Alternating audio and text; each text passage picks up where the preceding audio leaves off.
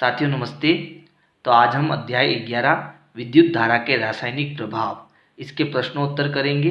और इससे पहले के जितने भी वीडियोज है वो सारे मैंने प्लेलिस्ट में डाल दिए हैं, तो आप प्लेलिस्ट में जाओ और सारे वीडियोज जो है आराम से देखो।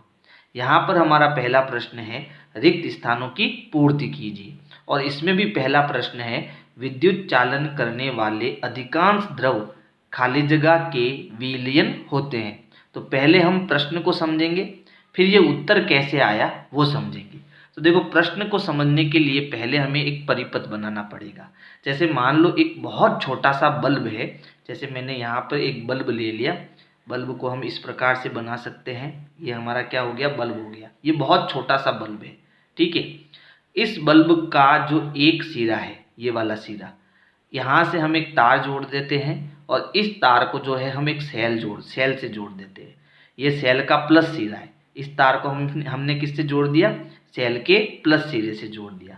और जो सेल का माइनस सिरा है, इधर से हमने एक जो तार है वो इस प्रकार से निकाला और इसको जो है यहाँ पर हमने एक पात्र लिया और इस पात्र में हमने जो हमारे घर में नल का जल होता है वो भर दिया है, ठीक है।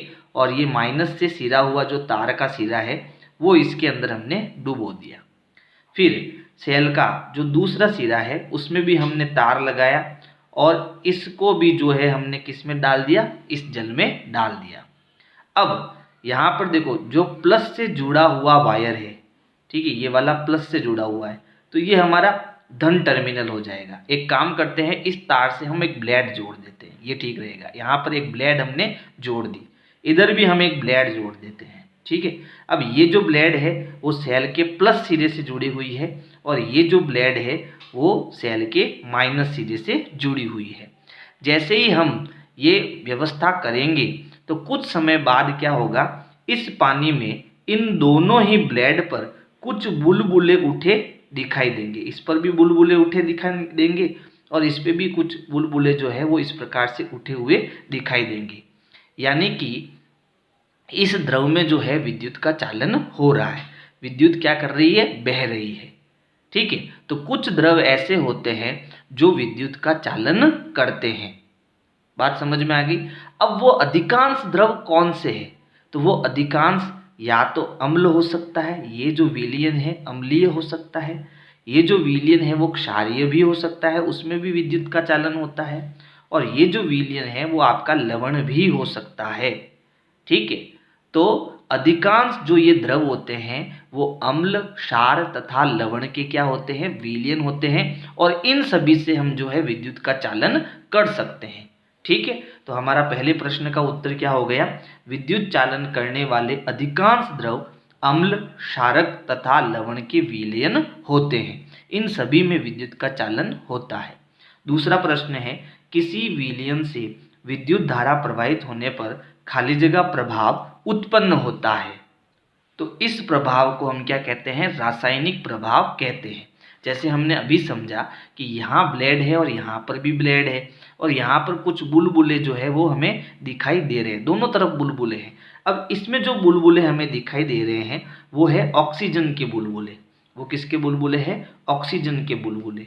और यहाँ पर जो बुलबुले दिखाई दे रहे हैं वो आपके हाइड्रोजन के बुलबुले हैं। किसके हैं, हाइड्रोजन के बुलबुले। इसका मतलब ये दोनों क्या है, ये दोनों रसायन है। ये दोनों क्या है, रसायन है। वो इसमें हमें यहाँ उठते हुए दिखाई दे रहे हैं। इसका मतलब ये कौन सा प्रभाव हुआ, तो ये हुआ विद्युत धारा का रासायनिक प्रभाव, जो कि हमारे चैप्टर का नाम भी है। यानी किसी विलयन में जब हम विद्युत धारा प्रवाहित करते हैं तो उसमें हमें रासायनिक प्रभाव देखने को मिलता है, ठीक है। चलो तीसरा देखो, यदि कॉपर सल्फेट विलयन से विद्युत धारा प्रवाहित की जाए तो कॉपर बैटरी के खाली जगह टर्मिनल से संयोजित प्लेट पर निक्षेपित होती है। यानी कि यही व्यवस्था है सेम टू सेम, लेकिन यहाँ पर हमने कौन सा विलयन डाला है, यहाँ पर हमने CuSO4 का विलयन डाला है, यानी कॉपर सल्फेट का विलयन डाला है। तो ये हमारा धन टर्मिनल है और ये हमारा क्या है, ऋण टर्मिनल है। तो इस व्यवस्था में जब हम विद्युत धारा प्रवाहित करते हैं तो यहाँ हमें कह रहा है कि कॉपर जो है वो बैटरी के कौन से टर्मिनल से संयोजित प्लेट पर निक्षेपित होती है।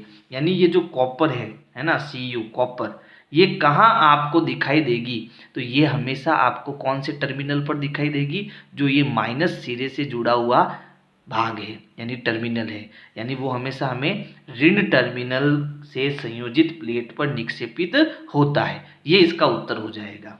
अगला है, विद्युत धारा द्वारा किसी पदार्थ पर वांछित धातु की परत निक्षेपित करने की प्रक्रिया को विद्युत लेपन कहते हैं। क्या कहते हैं? विद्युत लेपन कहते हैं। यानी जो विद्युत लेपन की प्रक्रिया है वो भी हम इसी प्रकार परिपथ बनाकर कर सकते हैं।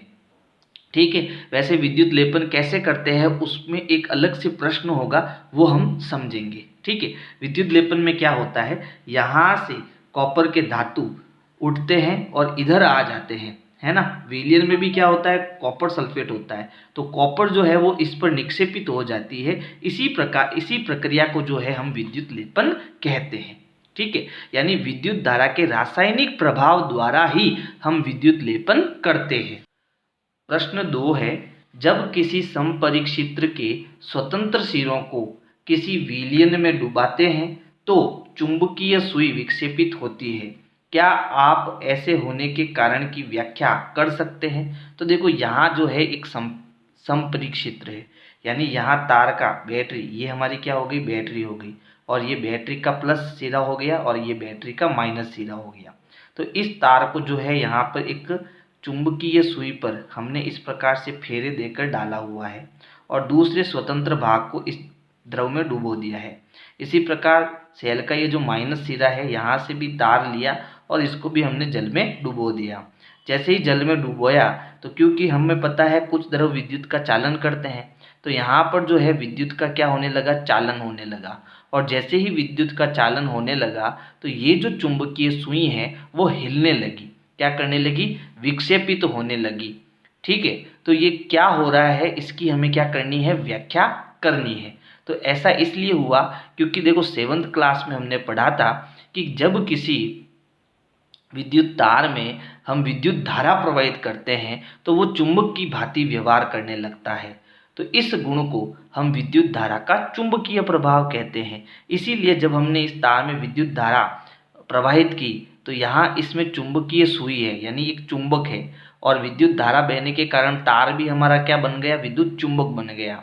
तो इसी कारण ये जो सुई है वो हिलने लगती है, विक्षेपित होने लगती है, क्योंकि इस तार के अंदर जो है चुंबकीय गुण आ जाते हैं।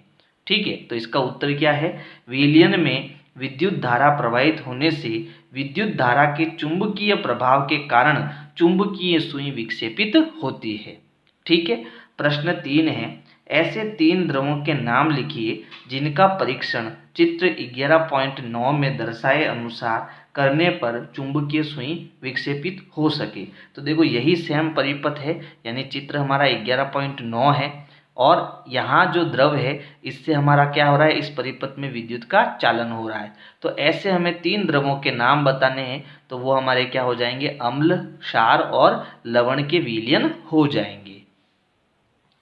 प्रश्न 4 है, चित्र 11.10 में दर्शाई गई व्यवस्था में बल्ब नहीं जलता, क्या आप संभावित कारणों की सूची बना सकते हैं? अपने उत्तर की व्याख्या कीजिए। तो देखो चित्र 11.10 जो है वो हमारा ये वाला है। अब इस चित्र में ये बल्ब क्यों नहीं जल रहा है, इसके जितने भी कारण हो सकते हैं वो कारण हमें लिखने हैं। ठीक है, तो यहाँ पर पहला कारण क्या है, बीकर में तरल विलयन आसूत जल हो। यानी देखो जो शुद्ध जल होता है उसको हम आसूत जल बोलते हैं।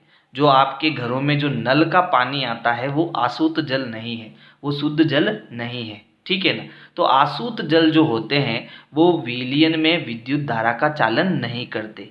तो जब विद्युत धारा का चालन नहीं करेंगे तो बल्ब भी नहीं जलेगा। तो हो सकता है कि वो द्रव क्या हो, आसूत जल हो। तो आसूत जल में जो है विद्युत का चालन नहीं होता है। यानी कि अगर मुझे इस बल्ब को जलाना है और यहाँ मैंने आसूत जल ले रखा है तो आसूत जल में विद्युत का चालन नहीं होता है। ठीक है, तो ये एक कारण हो गया बल्ब नहीं जलने का। दूसरा कारण हो सकता है कि बल्ब खराब हो सकता है, यानी कि मान लो यहाँ आसुत जल नहीं है, अच्छा अम्ल क्षार या कोई विलयन है, तब भी वो बल्ब नहीं जल रहा है, इसका मतलब बल्ब खराब हो सकता है। तीसरा, बैटरी पहले ही समाप्त हो गई हो, बल्ब को चमकने के लिए पर्याप्त चार्ज न हो, यानी जो हमने बैटरी लगाई हुई है हो सकता है कि वो सेल खत्म हो गया हो, ठीक है, इसके रसायन जो है वो खराब हो चुके हो तो सेल भी खराब हो जाएगा। या हो सकता है जो बैटरी ली है वो डिस्चार्ज हो गई हो, तो अभी हमारा बल्ब नहीं जल सकता। और एक कारण हो सकता है कोई ढीला कनेक्शन हो, इलेक्ट्रोड तार से ठीक से नहीं जुड़ा हुआ हो, यानी यहाँ पर जो हमने बल्ब का या सेल का संयोजन किया है तारों द्वारा, वो संयोजन अगर हमने ठीक से नहीं किया है तो भी बल्ब नहीं जलेगा। तो ये कुछ कारण हो सकते हैं जिसके कारण बल्ब नहीं जल सकता है। पांचवा प्रश्न है, दो द्रवों ए तथा बी के विद्युत चालन की जांच करने के लिए एक संपरीक्षित्र का प्रयोग किया। यह देखा गया कि संपरीक्षित्र का बल्ब द्रव ए के लिए चमकीला दीप्त हुआ, जबकि द्रव बी के लिए अत्यंत धीमा दीप्त हुआ। आप यहाँ पर देखो कुछ मिस्टेक हुई है, यानी यहाँ पर आप क्या अनुमान निकाल सकते हैं, ऐसा कुछ प्रश्न होगा। तो पहला है कि द्रव ए द्रव बी से अच्छा चालक है, दूसरा ऑप्शन है द्रव बी द्रव ए से अच्छा चालक है, तीसरा ऑप्शन है दोनों द्रवों की चालकता समान है, और चौथा ऑप्शन है द्रवों की चालकता के गुणों की तुलना इस प्रकार नहीं की जा सकती है। यानी प्रश्न ये कह रहा है कि यहाँ पर जैसे मान लो एक परिपथ तो हमने ये बनाया, इसी प्रकार दूसरा परिपथ ऐसा ही हमने और बनाया, इसमें जो द्रव हमने डाला है वो ए है, और जो दूसरा परिपथ बनाया है उसमें हमने जो द्रव डाला वो बी है। दोनों में जो है सेम बल्ब हमने लगाए, एक छोटे छोटे बल्ब दोनों में हमने लगाए, लेकिन हम ये देखते हैं कि इसमें बल्ब तेज जलता है और इसमें जो बल्ब है वो धीमा जलता है। तो इसका मतलब ये हुआ कि जो यहाँ पर हमने द्रव लिया है उसकी चालकता अच्छी है, यानी यहाँ विद्युत आसानी से चल रही है, या यहाँ पर विद्युत का चालन अधिक हो रहा है, किसमें, ए में। तो यहाँ पर हमारा पहला ऑप्शन ही सही हो जाएगा कि द्रव ए द्रव बी से अच्छा चालक है, इसलिए जो है वो बल्ब जो है चमकीला दीप्त हुआ। समझ में आया? देखो, यदि आपको सब कुछ अच्छे से समझ में आ रहा है तो आपको वीडियो को लाइक करना है और अपने दोस्तों को शेयर करना है, ठीक है ना। प्रश्न 6 है, क्या शुद्ध जल विद्युत का चालन करता है? यदि नहीं तो इसे चालक बनाने के लिए हम क्या कर सकते हैं? तो देखो, हम जानते हैं कि शुद्ध जल जो है वो विद्युत का चालन नहीं करता है, क्योंकि ये आसूत जल होता है ना। तो शुद्ध जल विद्युत का चालन नहीं करता। इसको चालक बनाने के लिए इसमें नमक, नींबू का रस या सिरके जैसी अशुद्धियाँ डाल सकते हैं, क्योंकि जैसे ही हम नमक डालेंगे तो वो लवण का विलयन बन जाएगा, नींबू डालेंगे तो वो अम्ल का विलयन बन जाएगा, और अम्ल और लवण में क्या होता है, विद्युत का चालन होता है। तो ऐसी अशुद्धियाँ मिलाकर जो है हम उसको जो है उसमें विद्युत का चालन कर सकते हैं। प्रश्न 7 है, आग लगने के समय फायरमैन पानी के होज पाइपों का उपयोग करने से पहले उस क्षेत्र की मुख्य विद्युत आपूर्ति को बंद कर देते हैं। व्याख्या कीजिए कि वे ऐसा क्यों करते हैं। सीधी सी बात है, पानी में विद्युत का चालन होता है तो हो सकता है उनको करंट लग जाए, इसलिए क्या करते हैं वो पहले विद्युत बंद कर लेते हैं, फिर जो है वहाँ पर पानी छोड़ते हैं। तो उत्तर है, घरों में नल का पानी लवण होता है और यह विद्युत का सुचालक होता है, यानी जो पानी अपने घरों में नलों में आता है वो लवण होता है, तो उसमें हम विद्युत का आसानी से चालन होता है ना। तो आग लग जाएगी, तो अगर हमारे घर में मान लो आग लग जाती है और फायरमैन उस पर बिना बिजली को बंद किए अगर पानी डालता है, तो यहाँ पर जो हमारे घरों में इलेक्ट्रिक बोर्ड लगे होते हैं, है ना, तो जलकर उनके तार भी नीचे लटक जाते हैं, तो उनमें क्या होता है, विद्युत का चालन होता है। तो जैसे ही उसमें पानी लगेगा तो पानी छोड़ने वाले को क्या आएगा, करंट आ जाएगा, क्योंकि वहाँ से विद्युत दौड़ती हुई सीधी उसके ऊपर अटैक कर सकती है ना। तो इन झटकों से बचने के लिए है, पहले आप क्या करो, विद्युत को बंद कर लो। तो विद्युत के झटके से बचने के लिए फायरमैन पानी के होज यानी पाइपों का उपयोग करने से पहले उस क्षेत्र की मुख्य विद्युत आपूर्ति को बंद कर देता है। प्रश्न 8 है, तटीय क्षेत्र में रहने वाला एक बालक अपने संपरीक्षित्र से पानी तथा समुद्र के पानी का परीक्षण करता है। वह देखता है कि समुद्र के पानी के लिए चुंबकीय सुई अधिक विक्षेपित होती है, यानी चुंबकीय सुई अधिक हिलती है। क्या आप इसके कारण की व्याख्या कर सकते हैं? तो उत्तर है, नल से आने वाले पानी की तुलना में समुद्र का पानी अधिक लवणीय होता है। ठीक है, समुद्र का पानी क्या होता है? अधिक लवणीय होता है। तो जितना अधिक पानी लवणीय होगा, विद्युत का चालन भी उतना ही तेज होगा। इसीलिए जो है वो चुंबकीय सुई अधिक विक्षेपित होती है। ठीक है, अतः समुद्र का पानी तुलनात्मक रूप से विद्युत का अच्छा चालक होने से चुंबकीय सुई अधिक विक्षेपित होती है या दर्शाती है। प्रश्न 9 है, क्या तेज वर्षा के समय किसी लाइनमैन के लिए बाहरी मुख्य लाइन के विद्युत तारों की मरम्मत करना सुरक्षित होता है? व्याख्या कीजिए। तो यह उत्तर है, यह सुरक्षित नहीं होगा, क्योंकि वर्षा का जल विद्युत का सुचालक है। इसलिए यदि लाइनमैन मुख्य लाइन के विद्युत तारों की मरम्मत करेगा तो उसे झटका लग सकता है। यानी कि जो हमारे आसपास खंबे लगे हुए हैं, मान लो किसी की लाइट की कोई मिस्टेक हो गई है और मिस्त्री जो है वो ऊपर चढ़ जाता है खंबे के ऊपर और वहाँ पर कुछ तारों के ऊपर जो है कुछ सुधार करता है। ऐसे में अगर बरसात आ जाती है तो क्या उसको वो सुधार करना चाहिए? बिल्कुल नहीं करना चाहिए, क्योंकि जो बरसात का पानी है वो विद्युत का सुचालक है। ऐसे में उसकी जगह जगह पर क्या होगा? पानी लग जाएगा और पानी लग जाने के कारण विद्युत आसानी से विद्युत क्या है उसको झटका मार सकती है ना? तो ऐसा नहीं कर सकते। प्रश्न 10 है, पहेली ने सुना था कि वर्षा का जल उतना ही शुद्ध है जितना कि आसूत जल। इसलिए उसने एक स्वच्छ कांच के बर्तन में कुछ वर्षा का जल एकत्रित करके समपरीक्षित्र से उसका परीक्षण किया। उसे यह देखकर आश्चर्य हुआ कि चुंबकीय सुई विक्षेप दर्शाती है। इसका क्या कारण हो सकता है? देखो, बरसात जो है उसका पानी शुद्ध होता है ना? तो शुद्ध होता है तो हिसाब से उसमें विद्युत का चालन नहीं होना चाहिए, क्योंकि शुद्ध जल में विद्युत का चालन नहीं होता। लेकिन जब वो बरसात के पानी को एक कटोरे में इकट्ठा करती है और इसी प्रकार का एक समपरीक्षित्र बनाती है, जैसे हमने प्रश्न 1 में बनाया था, और उसके दोनों तारों को जब वो उस पानी में डुबोती है तो वो देखती है कि बल्ब जलता है। इसका मतलब वो जो शुद्ध जल है वो विद्युत का चालन कर रहा है। तो ये क्यों कर रहा है उसकी हमें व्याख्या करनी है। तो इसका उत्तर है, वर्षा का जल आसूत जल की तरह शुद्ध होता है, परंतु हमारे आसपास की हवा में कई तरह की गैस, धूल के कण और प्रदूषक होते हैं। ये वर्षा के जल में घुल जाते हैं और इसे विद्युत का सुचालक माध्यम बना देते हैं। यानी जल तो शुद्ध होता है, लेकिन वो ऊपर से जब नीचे तक आता है तो ऊपर चारों तरफ क्या होती है? कई गैस होती है ना?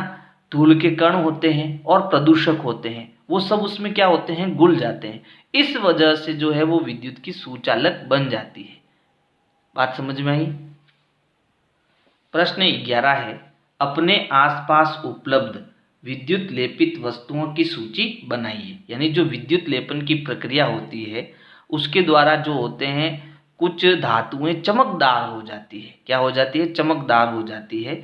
तो उन वस्तुएं जो हमें चमकदार वस्तु हम अपने आसपास देखते हैं उसकी सूची हमें बनानी है।